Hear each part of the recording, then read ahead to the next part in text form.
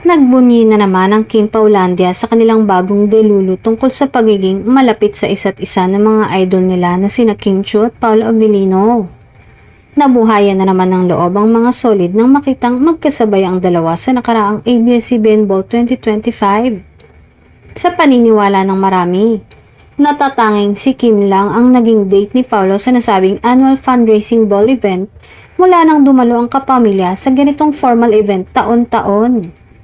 Ang pinakahuli ay ang kanyang ex-jowa na maraming taon na ang nakakaraan. Kahit alam ng marami na dahil buong-buo ang Kim Pao Love Team, ang pagbalandra ni Paolo ay isang maliwanag na pag-asa sa inaasam nilang tunay na love story ng dalawa. First time na may actress kasama si Paolo sa red carpet ball. And only the second time na may partner siya sa red carpet. The first time was with his non-showbiz ex. Mababasa ang comments ng mga supporter na loves daw kasi ni Paolo si Kim at ganoon din naman si Kim kay Paolo. May ilan namang kinumpirma na agad na totoo ang tandem ng dalawa kahit wala pang inaamin ito. Samantala, binansagang dazzling duo sina Kim at Paolo dahil sa malakas na presensya nila sa event.